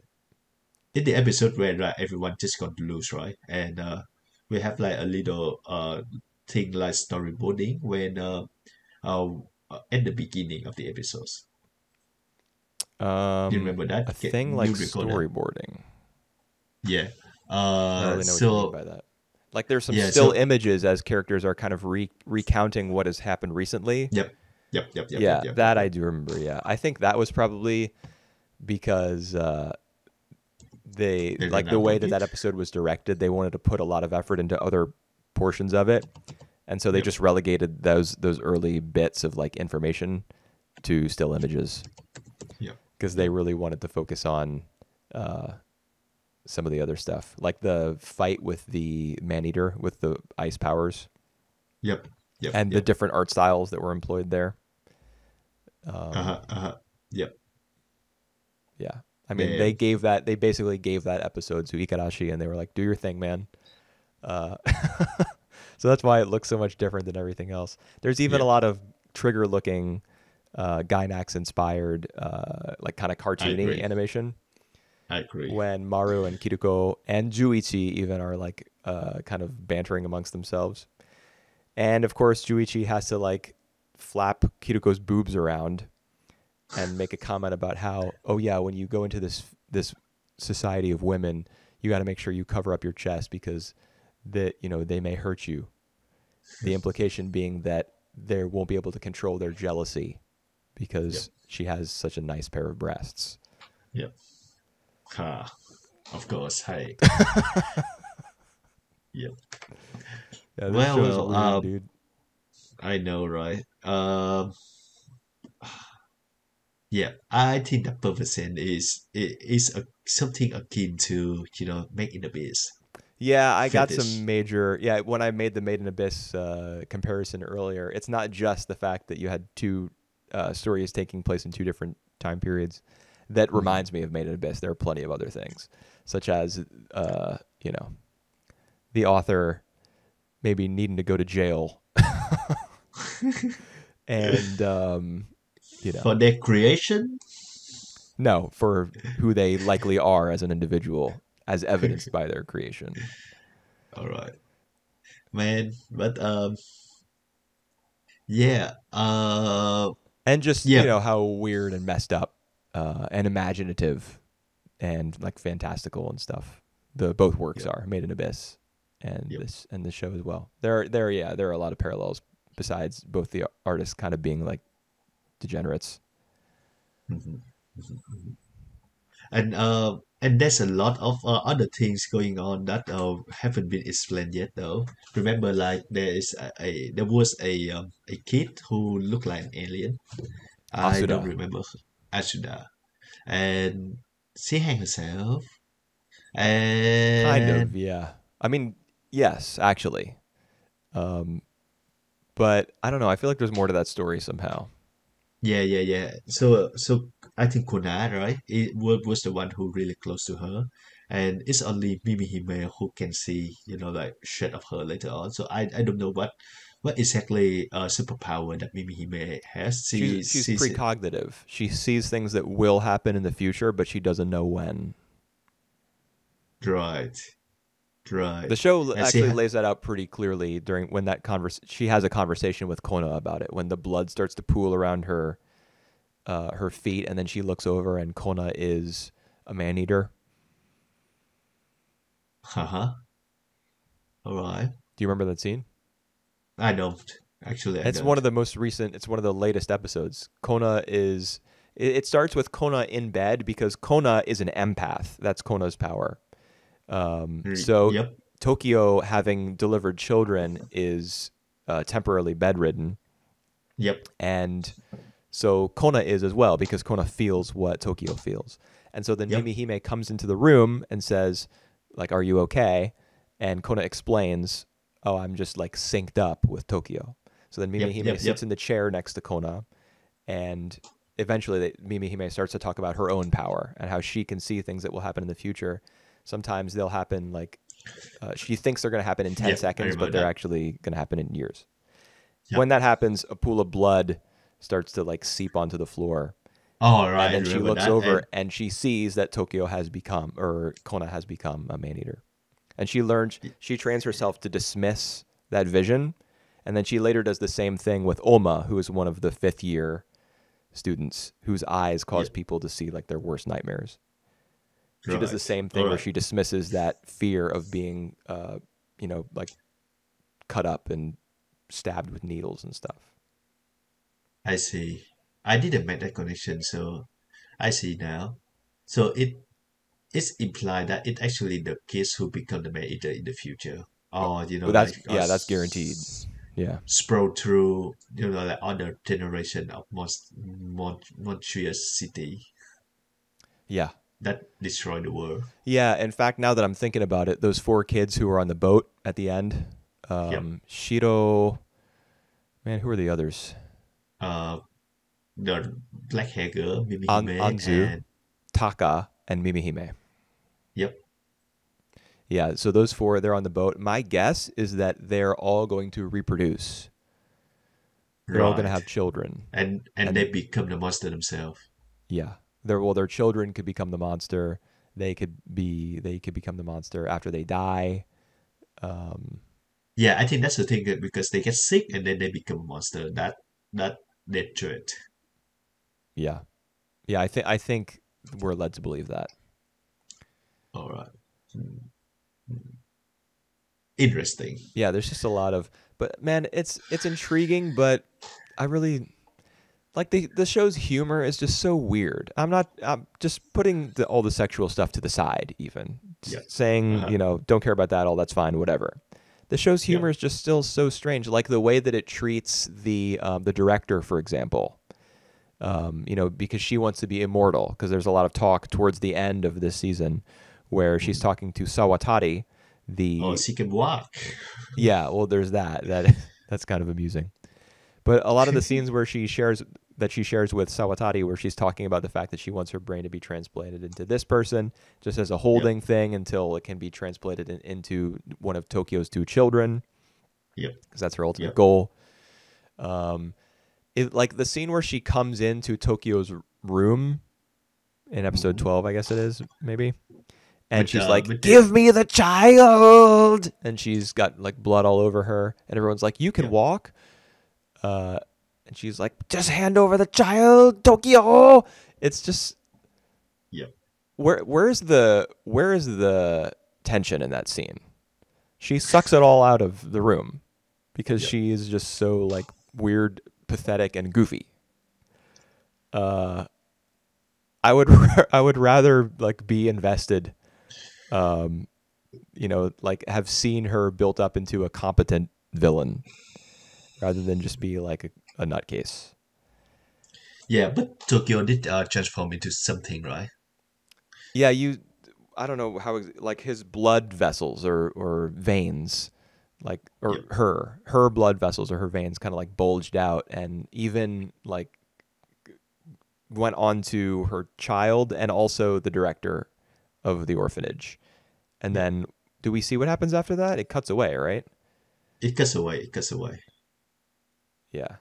So something's going on with Tokyo there. I see now.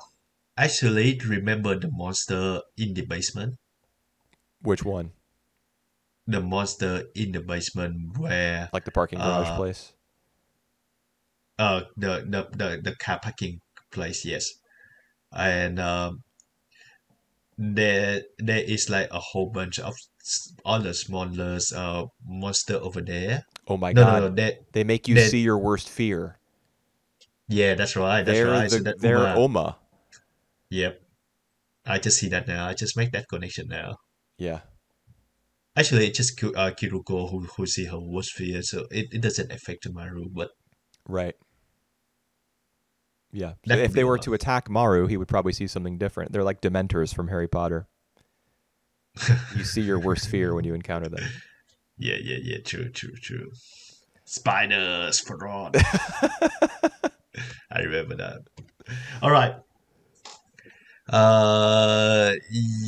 Yeah, I would definitely give this show second chance. Or maybe I also even read the manga. Just like there's just a lot to impart. I don't really mind the whole all the achievement stuff because it's just part of the show. And Yeah, it's I part of the show, yeah, but does it have to be? it doesn't have to be. It's just part of it. Yeah, but I mean, I the understand. worst, most disgusting, most morally objectionable show ever, all of those disgusting parts of it are also part of that show. They're just a part of that show. Yeah, You yeah. can still decide not to watch something or have your enjoyment of it lessened. You know, I Hmm. get that it's part of the show, uh, and that some of this weird stuff is just part of watching anime. But I would rather just watch Skip and Loafer where everything is nice Yeah, and you feel good. You feel good, and you have like you feel sad at the same time, a little bit of tears, just like watching the small moments play out. yeah, and also that the character writing is like human and not All alien. right, all right, all right. That's the thing, right? Because Tengoku Daimakyou is not about human. It's part of it. It also about alien as well. So there's some like moral issues where Are there even aliens the in the show? the rape aside, Well, it's about two humans. let's not just say the rape aside. I mean, that's a pretty difficult thing to just put to the side. Yeah, Uh, true. but yeah, I mean, I use the word alien when talking about the show because you see some stuff that looks like aliens, but I don't know if that's really accurate. Maybe aliens did come to Earth, and that's what the everything that we're seeing is a result of whatever was put into place. Whatever got started as a result of their visit. But it could just be that whatever those weird, like synthetic human looking things that Cuckoo Uh-huh. takes Tokyo to see in episode 4, Yep. they don't necessarily have to be aliens. Um, they could just be the result of whatever experiments are happening. Because I think ultimately, what's happening at Heaven is that's a cult. Uh-huh. The director Yep. is the cult leader, and the AI Mina, who runs the place, is their god. Yep. And I don't know. It could just all be like based in science. Yep. Um, it's make it clear that Robin and Kiriko's they used to be lovers. Did they? I think so because it's like one of the very brief memory that the current Kiriko has from her sister perspective that somehow hint about that. Do is really? I mean, Yeah. we get the sense that the reason Kiriko wants to see Robin is because her real self, like her brain from the Yep. boy Haruki, right? Yep. Uh-huh. That Haruki really looked up to Robin, Yep. like idolized him, and that's why Kiruko wants to see him so badly because Kiruko has Haruki's brain. He also has some of Kiriko's memories, Hmm. but Kiruko is ultimately, I mean, Kiruko uses masculine pronouns. I'm trying not to say like him, her, Yep. whatever. To Yep. me, Kiruko seems to be a woman, but technically, I guess, based on the way Kiruko feels, he is a man. He's a boy. Uh, Kiriko or Kiruko. Kiruko, All right. Yeah. Yeah. Yeah. or Yeah. Yeah. Yeah. Yeah. the current character. Yep. Um, Yep. so having Haruki's brain, what Kiriko likely feels for Robin is just like admiration and idolization. I don't remember there being a scene where, like, a one of Kiriko's memories where it was made clear that Robin was like her lover. I Is there a I moment will like that? I will check on that because I just remember from Robin himself that mentioned that sometimes uh they are lovers without Haruki knowing about it. And then the flashback itself say something about, like they talking while they're talking to each other or something while Haruki is asleep. I mean, I definitely remember the moment where Kiruko sees herself sleeping, or himself Yeah, sleeping rather, and that's one of his sister's memories. But I don't remember anything being in there about Kiriko and Robin being lovers. I just remember a kind of a bird's eye view shot looking down of yep, Kiriko looking at her little brother. It's not like the camera pans up and you see Robin there, or you hear Robin's yeah. voice. That doesn't happen. I think I remember like the voice of them talking, but I could be wrong. I will check on that anyway. This is the whole show that, like I might check it again just to see, like all the information. I might get it this time. I imagine it's easier to decipher in manga form because, you know, That's you true. can spend as Yeah, much time on a page as you want, and you can more yeah. easily go back and, Skip a part that we don't this.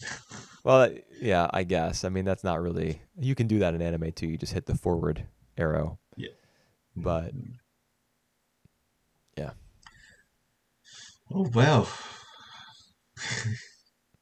what a ride, hey. Yeah, you know, it's very, very intriguing series. Certainly Yep, pretty involved, complicated.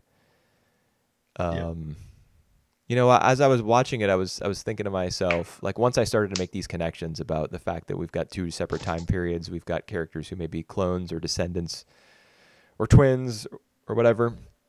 yep, I was like, wow, this is kind of like Sunny Boy. If Sunny Boy were more, direct. But yep. then I thought about that thought that I had just had, and I was like, those shows are nothing alike because Sunny Boy is about ideas, and this show is Yep, basically about plot. It's yep. about figuring out how the two Twist. plots are Yep, linked. yep, And Sunny Boy makes me feel good to watch because it's about the characters' feelings and their philosophies and stuff. And this mhm, show is about what terrible shit the characters are put through in each of these separate yep, plots. mhm. And I guess I would just really rather watch something that is about feelings, like Skip and Loafer. Yeah, true. And we actually did get a bit more hints in the anime than in the manga, just by purely on, like who the voice acting was with Yeah. different characters. Uh, I should avoid that though. I don't want to. You want to figure it out yourself. Yeah. All right. Well, you know now not to go on this, Mal or AnyList or AnyDB for this show. Stay away. Yeah. Ah, All right. wow. There you go. So yeah, there you go. Three shows that have three different ideas, and the one with like that push the less idea to people is the one that come out on top.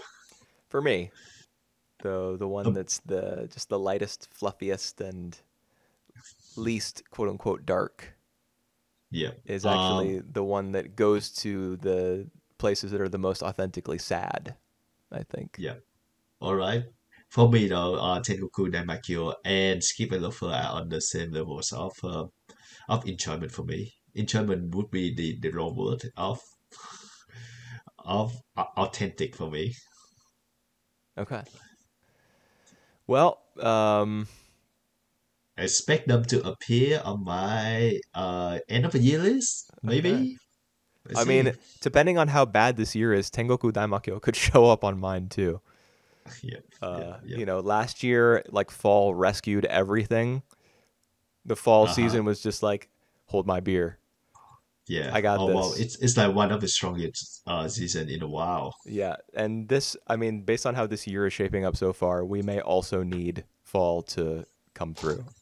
Rescue. But before we get to fall, of course, we've got to go through summer. And so, Yep. 3 weeks from now, I believe, we will be Yep. doing our summer 2023 first impressions. Yep. Same deal as usual. We'll take 10 shows, we'll give them numbers and talk about them.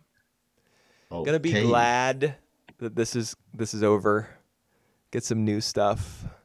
Hopefully some of it is Catch good. We'll see. catch up with the old ones Oh yeah, yeah. as We're well. doing our we're watching a lot of anime from the 1990s as well. Working through Yep. those on our Yep. own Yep. time for fun. So yep. All right. So talk to you guys again in 3 weeks for the new seasons. New exciting news.